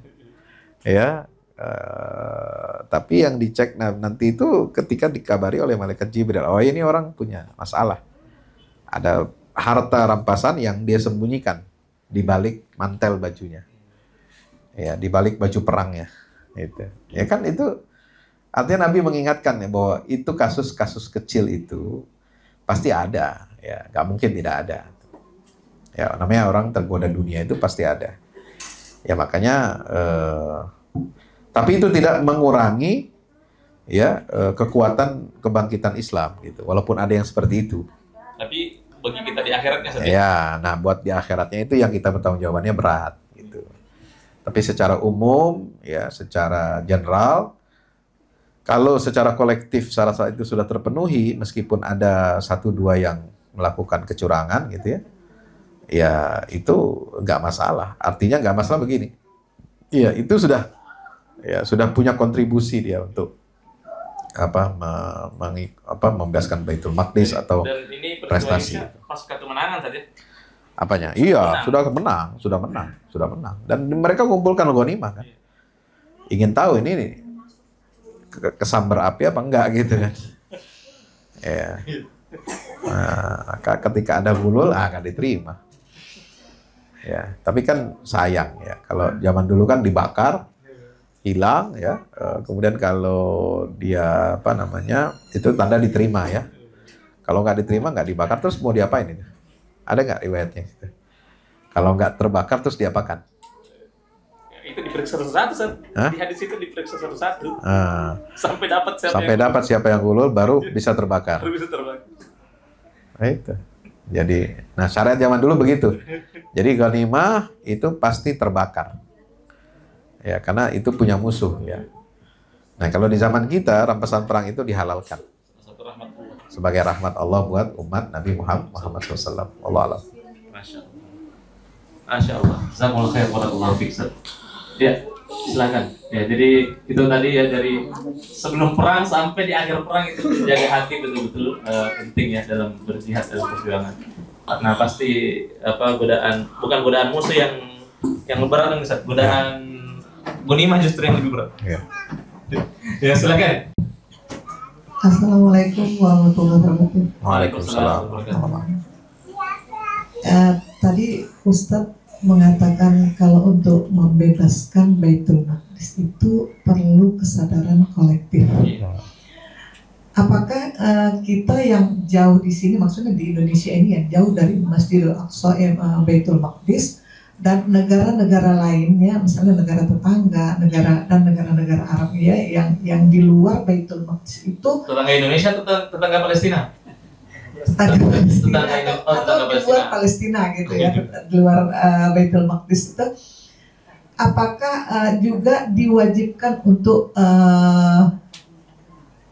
adanya kesadaran kolektif gitu. Sementara ya kalau kita lihat sekarang untuk Indonesia aja ya, yang saya lihat gitu kan, kesadaran umat itu untuk kenal dengan Baitul Maqdis aja kayaknya masih jauh gitu, masih sedikit gitu Ustaz. Gitu saja Ustaz. Gimana syaratnya, Ustaz? Ya. Sekarang tidak ada yang tidak mungkin. Ya, kalau dulu kesadaran itu mungkin harus ya hadir di majelis ilmu apa secara offline. Sekarang itu kita punya senjata yang namanya media. Ya, kamera, media sosial, televisi, ya, radio dan lain sebagainya. Dan semua manusia itu sekarang menghajatkan media itu sebagai salah satu kebutuhan pokok. Iya. Ya, bukan hanya rokok. Ya. Kalau di kampung itu kebutuhan pokoknya itu bukan lagi beras dan nasi, tambah dia dengan rokok. Ya, orang kecil itu, ya. Kalangan kelas menengah ke bawah itu justru kebutuhan hidupnya itu harus ada nasi, harus ada kopi dan rokok. Kalau nggak itu nggak bisa hidup dia. Sekarang Ya, sekarang tambah dengan apa? Dengan media. Karena manusia ini makhluk informasi, dia ingin tahu informasi. Kalau dulu kita mencerna dan menerima informasi itu hanya dari surat kabar tertulis. Kemudian meningkat menjadi televisi. Ya, ada telegram, ada email, jadi bisa on time, real time, bukan real count. Ya. Real time, ya. Apa yang terjadi detik ini di Amerika kita bisa tahu selama dia ngabarin gitu. Dan ada di upload di internet, website dan sebagainya. Kemudian muncul berita di televisi, ya. Lalu ada demo-demo, ya, untuk ini pro kontra ini. Nah itu jelas itu apa? Manusia itu ingin tahu, makhluk yang ingin tahu. Jadi ingin memenuhi hajat kebutuhan dasarnya itu dengan cara seperti itu. Maka tidak mungkin kita tidak bisa menanamkan kesadaran kolektif itu zaman sekarang. Ya, perkara kecil aja itu bisa jadi besar. Perkara remeh-temeh bisa jadi besar, ya. Perkara yang nggak penting tapi kemudian diviralkan di TikTok jadi masalah, jadi besar. Nah, apalagi soal Baitul Maqdis. Nah, ini perlu tinggal kreativitas kita dan daya jangkau informasi kita itu sampai ke level yang paling kecil, paling rendah dan merata ke seluruh tingkat pendidikan. Nah, itu perlu dicarikan metodenya. Sesuai yang zaman. Ya, sesuai dengan zaman kita sekarang. Nah, untuk mengcover semua harus bergerak dalam kesadaran kolektif itu semua 100% nggak mungkin. Bukan itu maksudnya. Kesadaran kolektif itu kalau kesadaran kolektif ini hadir di kalangan umat yang bergerak, ya, umat yang punya akses ekonomi, akses politik, akses militer, akses pertahanan keamanan, ya. Mereka ini yang memimpin perubahan masyarakat, ya. Kan perubahan masyarakat itu tidak berarti harus 100% rakyat semua yang ada di negara itu berubah, ya. Kan nggak seperti itu, ya. Ya di Amerika aja kan yang pinter-pinter pendidikannya ada aja yang milih Donald Trump kan, orang gila dipilih, ada aja yang milih. Dan itu di Amerika. Iya di Amerika itu yang perkembangannya maju gitu ya, negara maju, ekonomi maju, media sosialnya semuanya, semua coverage area internetnya juga maju. Itu aja masih begitu, apalagi Indonesia. Ya, diguyur sirup habis. Ya. Jadi perubahan yang dimaksud adalah Sirup itu apa? Siraman rupiah. oke sih. Bukan siraman rohani. Habis. Rupiah ya. Iya. Ya. Enak juga itu Ustaz kayaknya. Iya, apalagi mau buka puasa sirup. Koko pandan. Nah, jadi yang dimaksud perubahan masalah itu elit, ya, kelas menengah. Dia yang bergerak, dia yang punya akses untuk mewakili aspirasi yang di bawah dan dia angkat jadi agenda untuk pemimpin yang harus dikerjakan. Ini kelas menengah fungsinya. Thaifah. Iya.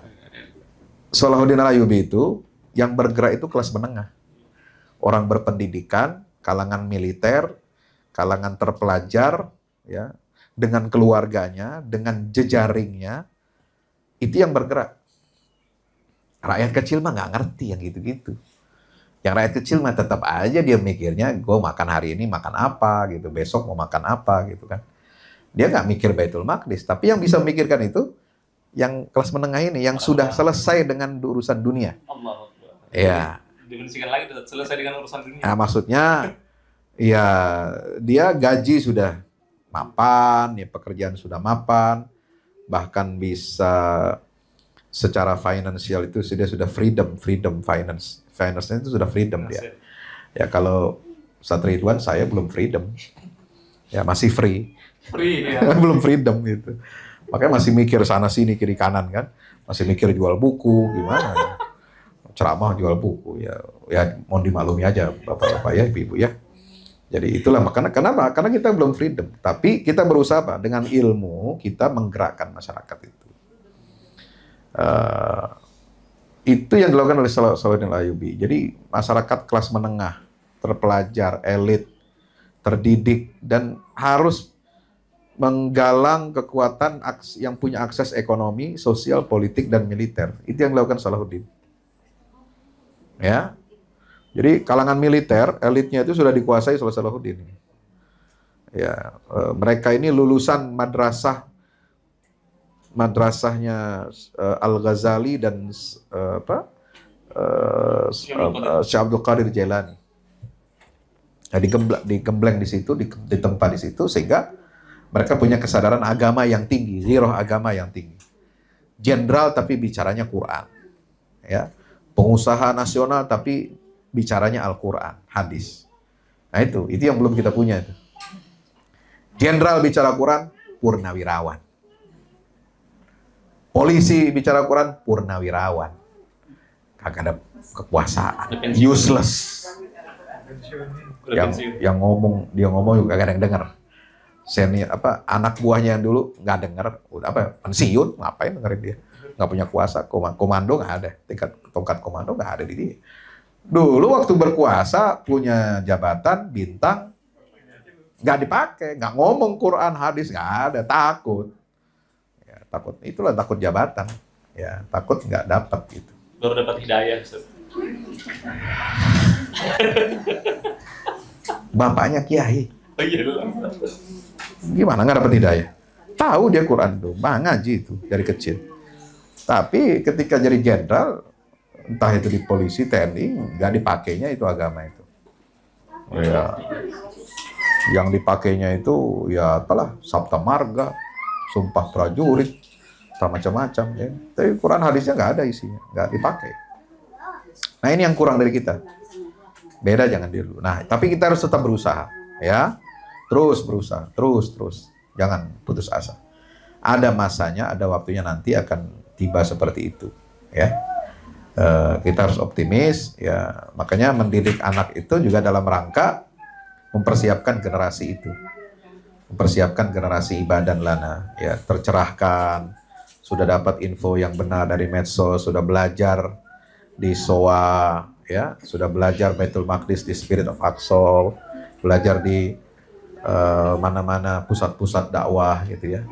Saya kira itu akan membantu kita untuk melakukan akselerasi.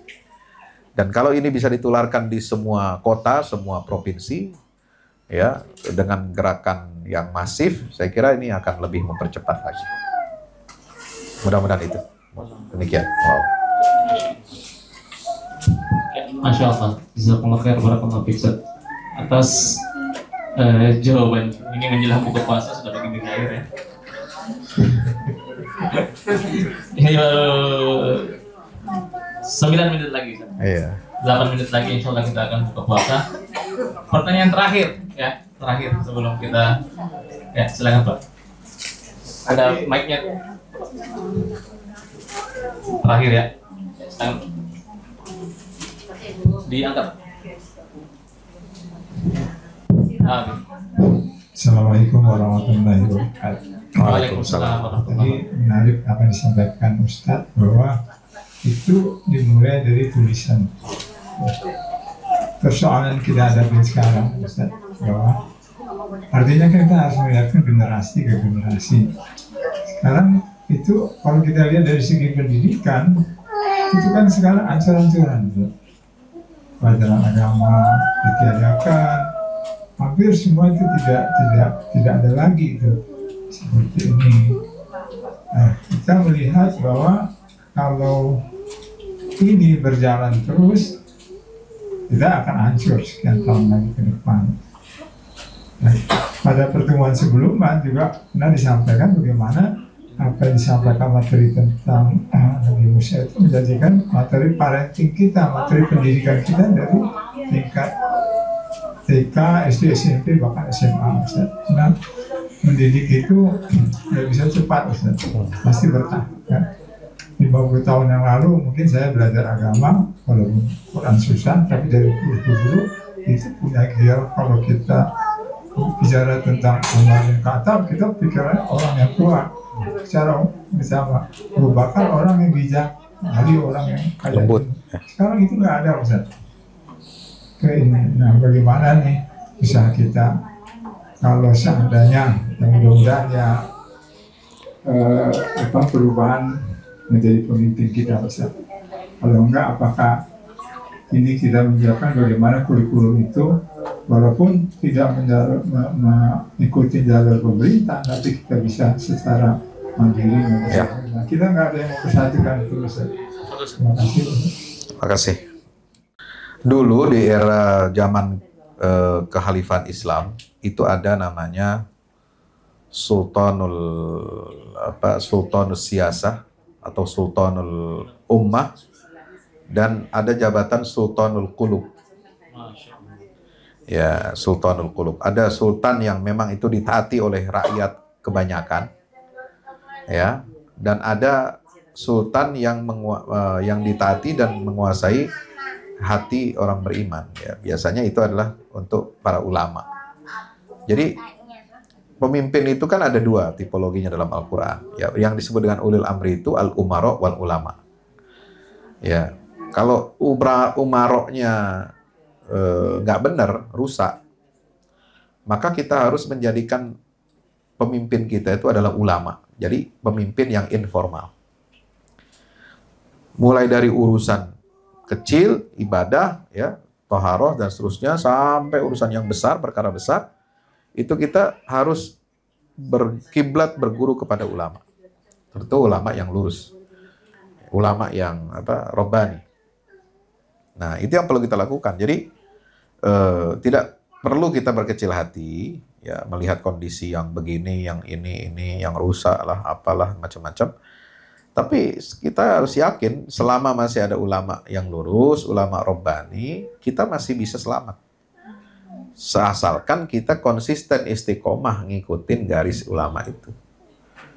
Ya, nah dari situ nanti ada lembaganya yang mengurusi kurikulum untuk mulai dari tingkat SD, SMP, SMA sampai perguruan tinggi. Nah, kita ikuti itu. Ya, sekarang ini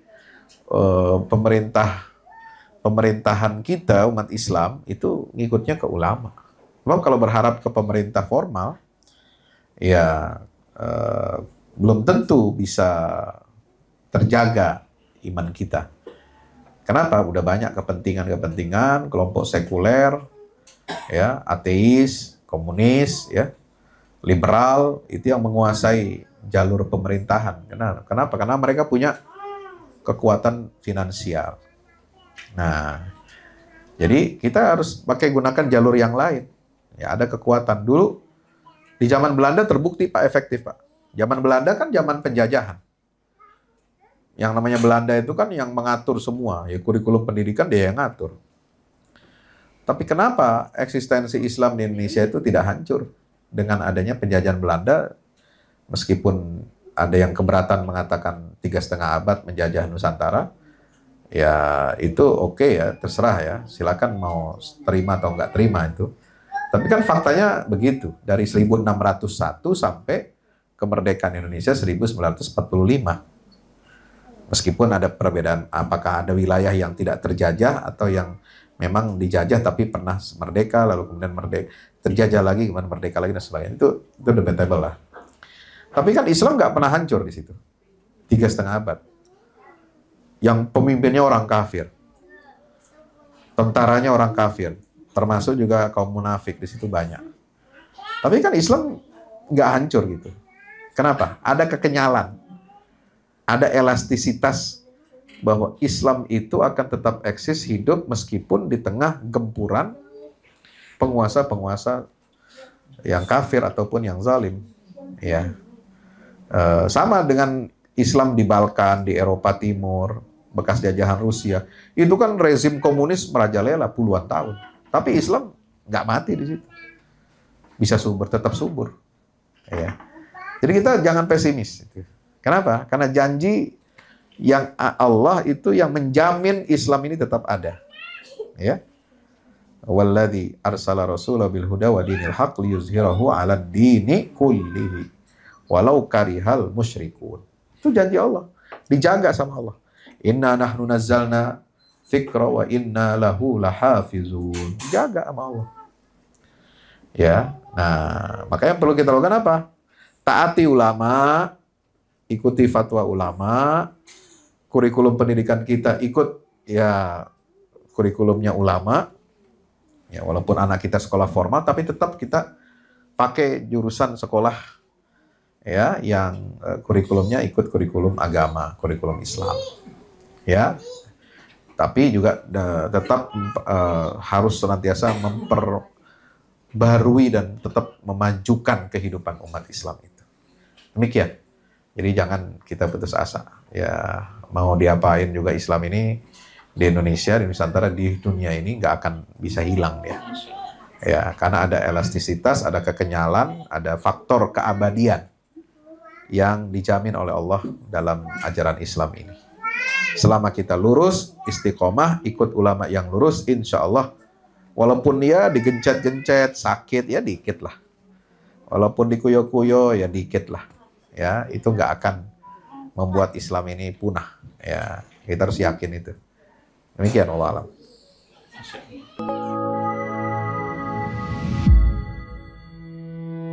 Yang terbaru dari Ustadz Fahmi Salim, 2 buku tentang parenting Qurani dan jihad membela Baitul Maqdis. Buku Wahai Anakku, Benahi Adabmu, Bersihkan Hatimu, buku yang siap membuka cakrawala pikiran dan batin sahabat. Buku Wahai Anakku, Benahi Adabmu, Bersihkan Hatimu disusun dengan mengambil inspirasi dari buah pena Imam Al-Ghazali, Ayyuhal Walad. Buku ini diformat dengan dialog orang tua pada anaknya. Meski begitu, dialog ini bisa dibaca secara umum bagi para calon orang tua untuk anak-anaknya kelak.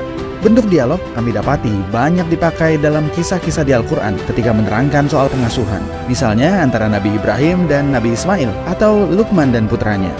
Hadirnya buku ini semoga menjadi penambah keilmuan kita agar tidak salah dalam membentuk generasi penerus yang menjadi pewaris amal jariah kita. Meninggalkan mereka, anak-anak kita, sebagai investasi amal soleh yang akan terus mengalir kepada kita. Dapatkan buku Wahai Anakku, Benahi Adabmu, Bersihkan Hatimu segera.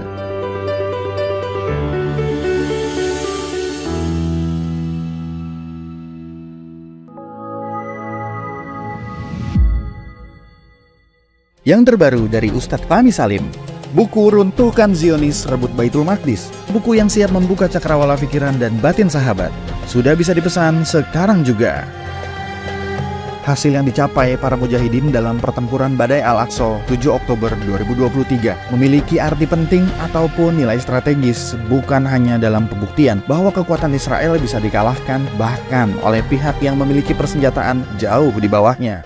melainkan juga dalam menyadarkan dunia Islam, terutama para pemimpinnya yang memilih menjadi penonton ketimbang membantu sesama saudaranya. Buku ini adalah salah satu bentuk dukungan dan ikhtiar dengan niat berjuang bersama-sama dengan mujahid Palestina. Tak sekedar memberikan informasi, membeberkan fakta atau data kepada halayak di Indonesia. Buku ini juga hadir untuk meluruskan tudingan, bahkan fitnah terhadap para pejuang di sana. Betapapun kita berada jauh dari Al-Quds, melalui buku ini kita akan dapatkan bagaimana kita bisa memperoleh pahala yang sebanding dengan para pejuang di garda terdepan di negeri perlawanan Palestina. Dapatkan buku Runtuhkan Zionis Rebut Baitul Maqdis segera.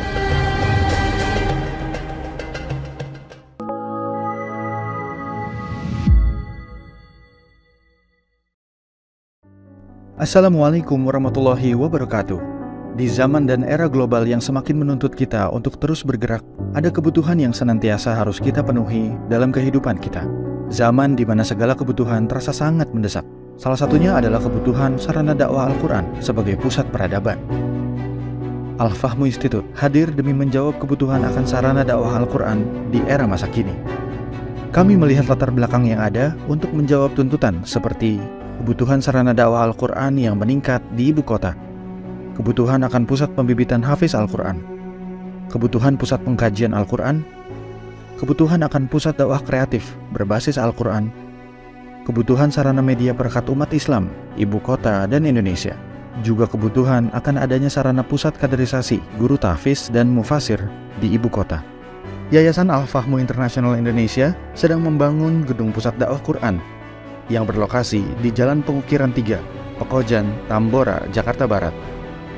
Gedung pusat dakwah Quran ini insya Allah akan menjawab tantangan dan kebutuhan akan sarana dakwah Al-Quran yang ada, seperti yang digagas oleh Direktur Al-Fahmu Institute, Kiai Haji Fahmi Salim MA, yaitu tugas peradaban kita semua adalah untuk berperan dalam menerjemahkan cetak biru peradaban, yaitu Al-Quran dalam dunia nyata. Kami mengajak jamaah semua untuk ikut dalam perdagangan yang tidak merugi ini, sebagaimana yang disampaikan dalam Al-Quran Surat Fatir ayat 29-30, yang artinya, sesungguhnya orang-orang yang selalu membaca kitab Allah dan mendirikan sholat dan menafkahkan sebahagian dari rezeki yang kami anugerahkan kepada mereka dengan diam-diam atau terang-terangan, mereka itu mengharapkan perniagaan yang tidak akan merugi, agar Allah menyempurnakan kepada mereka pahala mereka dan menambah kepada mereka dari karunia-Nya. Sesungguhnya Allah Maha Pengampun lagi Maha Mensyukuri. Gedung Pusat Dakwah Quran Al-Fahmu Institute terdiri dari 4 lantai, di mana di lantai 1 terdapat Masjid Quran Mulia. Dan di setiap lantainya insya Allah diperuntukkan demi berlangsungnya tugas mulia dalam perjuangan dakwah Al-Quran.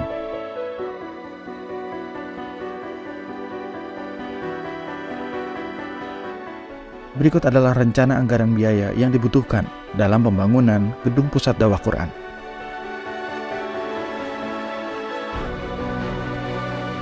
Dalam kesempatan yang mulia ini, kami mengajak jamaah semua untuk ikut dalam gerakan sedekah Lailatul Qadar di setiap malam ganjil di bulan Ramadan. Salurkan melalui nomor rekening berikut ini.